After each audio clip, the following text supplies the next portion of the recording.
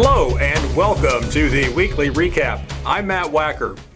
Former Dixon Sheriff Mike Plummer has pled guilty to the charges against him. Viewers may be quite familiar with the Plummer story, which includes charges of official misconduct and abuse of authority.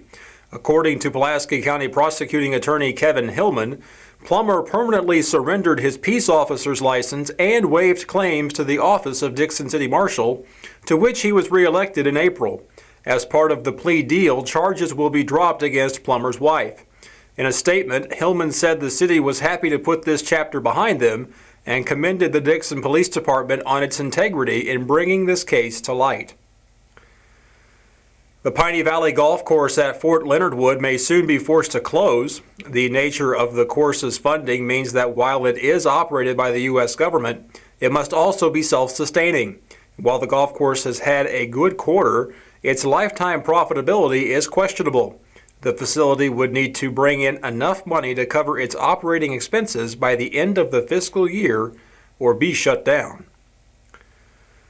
The Symposium for Rural Innovation was held in Cuba on May 25th. Speakers included the leader of the Osage Nation, Chief Jeffrey Standing Bear, and was hosted by Dr. Sean Siebert.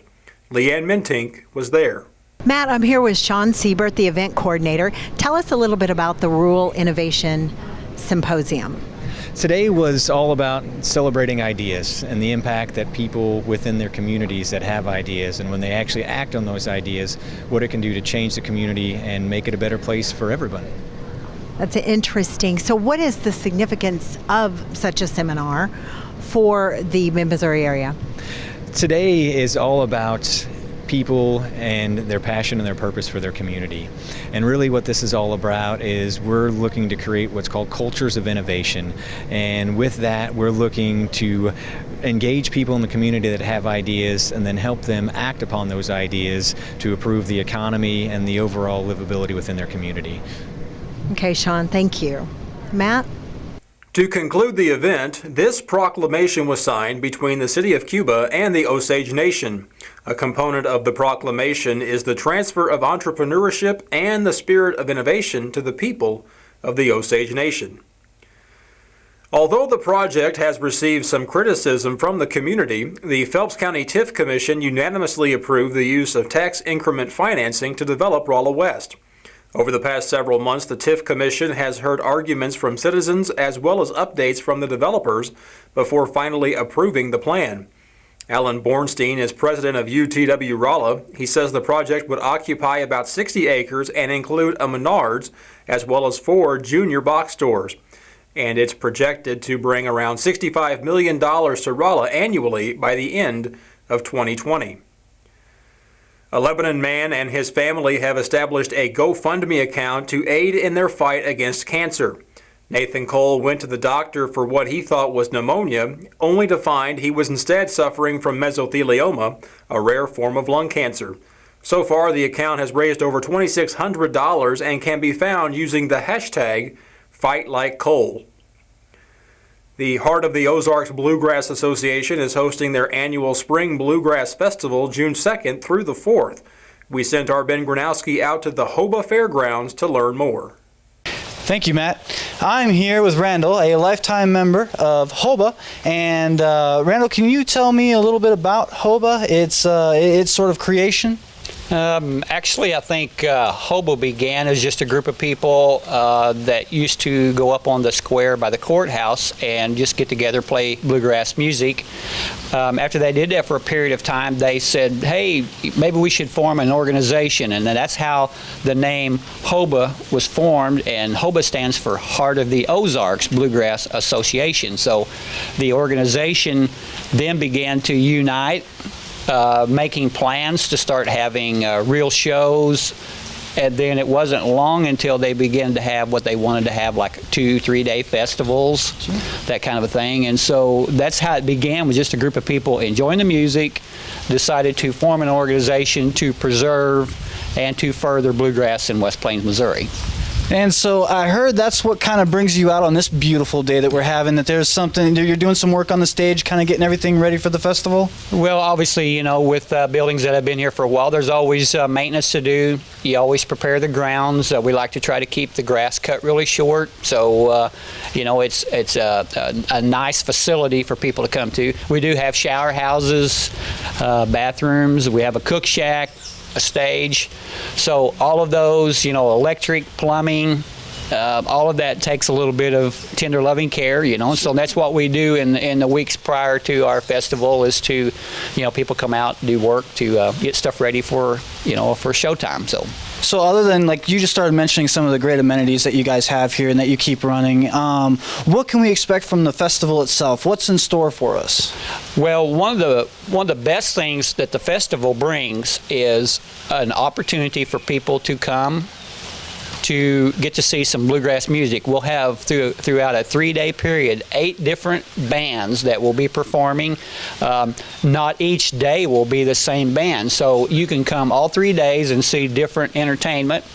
That's our number one thing that we offer. While you're here, we have a full cook shack that offers all types of food, desserts, drinks, that kind of a thing. If you would like, we would love for you to bring your camper trailer and come and stay with us for 2 or 3 days. We have close to 100 hookups, all electric, water. A lot of those have a sewer hookup if you want. We like for people to bring their camper because the experience of not only seeing the shows but staying here for 2 or 3 days. There's a lot of really great people that you can become acquainted with and make a lot of friends, and there's a lot of good people that do bluegrass music. So.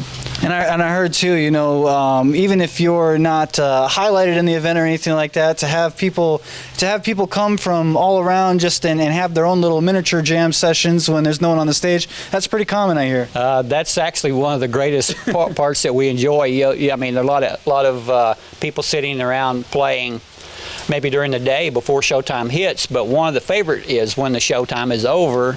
We're actually in a pavilion that's covered under roof, and a lot of people gather here. Everyone comes, and it's a free-for-all, we call it, for bluegrass music. It's similar to what we do when we do on the square on Friday nights, and those kind of people here plus others, and it's really one of the fun parts of it, is to gather for that. So if I needed to find more information, where can I go? One of the first best places is the Welcome Center, just north of West Plains on 63 there. They have our flyers, they have our email address, they have our numbers for contact. That's one of the best places. They also have flyers that actually present the festival itself, so then it gives you the lineup of bands. It gives you the directions how to get here, the times of the shows, all that good stuff. You can also get flyers at West Plains Music Store up on the square here in West Plains. So those are 2 main spots that you can get information you need for it. Excellent. Well, I appreciate your time so very much. Appreciate your time very much. Good luck getting this stuff ready with storms kind of coming through. But we take all the weather. It happens, but that's the thing about bluegrass music. It's good in all seasons. So. And with that, back to you, Matt. Thanks, Ben. 13-year-old Dustin Michael of Summersville has, despite his age, managed to become a published author. Dustin's books are a trilogy of tall tales featuring colorful characters and their humorous adventures. The books began as a school assignment and after 2 years of work have turned into something else entirely. Michael published and illustrated the books himself. Copies are available on Amazon or at the website of his mother, Becky Michael, who is also an author. A viewer from the Dixon area snapped this shot of a bobcat in her backyard. Mary Ellen Johnson says she recently had to euthanize her cat due to what her veterinarian called bobcat fever. According to the Pet Health Network, bobcat fever is the common name for a blood parasite spread to cats through tick bites. Bobcats are considered to be the natural hosts of the parasite, but usually remain unaffected. However, domestic cats often experience severe symptoms and even death within days of being infected. I'm here with Mary Ellen Johnson in Dixon, Missouri. Mary Ellen, tell me what symptoms you noticed in your cat that caused you to take him to the vet. Well, he just became really lethargic and withdrawn, which is very unlike him, and he quit eating and drinking, and just not himself. Okay, so you had another cat prior to this that was also diagnosed with bobcat fever, is that correct? Yes, in 2007 or 2008. Okay, so what advice would you give to other pet owners, cat owners in particular, to keep their cats safe from bobcat fever? Well, if you can't keep your cat indoors at all time, then make sure you're diligent about using tick protection. Okay, because the disease is carried with the Lone Star tick, is that correct? I'm not sure if that's a particular tick, but then not only with bobcat fever, but there's other diseases that's caused by ticks that will affect cats. Well, thank you, Mary Ellen. I'm sorry for your loss. Thank you. Matt, back to you. The parasite does not affect dogs or humans and can be prevented in domestic cats with tick repellent medication. A Sullivan man was fatally wounded after a traffic stop on May 18th. 44-year-old Joseph Weatherby was stopped for a traffic violation. After the officer made contact with Weatherby, he fled in his vehicle, resulting in a short car chase that ended in the 1600 block of the South Outer Road. The suspect then fled on foot and, upon being cornered by the officer, allegedly brandished a firearm and was shot. Weatherby was wanted by authorities for a probation violation. An investigation into the incident is ongoing. With Memorial Day weekend around the corner, the Missouri Highway Patrol will be out in force. Officers will be stationed along all of Missouri's highways looking for inattentive and dangerous driving. The Highway Patrol says that troopers will be on the lookout for impaired or distracted driving, as well as speed and seatbelt violations. Enforcement will also be high on Missouri waterways. According to the patrol, last year's Memorial Day weekend ended with 969 traffic accidents, resulting in 411 injured people and 8 fatalities. Wagons for Warriors will return to the Cowan Civic Center, quite literally circling the wagons and dishing out hot food for the people of Lebanon. 33 authentic chuck wagons and their crews from 10 different states will be serving hot cowboy-style food. The $10 entry fee will allow visitors to sample food from each wagon, from cornbread to cobbler. Leanne and myself will be there, and we're putting on the feed bag. Full story and a few more pounds coming next week. Finally, video from a movie night in West Plains, sponsored by Fidelity Communications as a show of appreciation to our customers. These events take place throughout the summer and are absolutely free.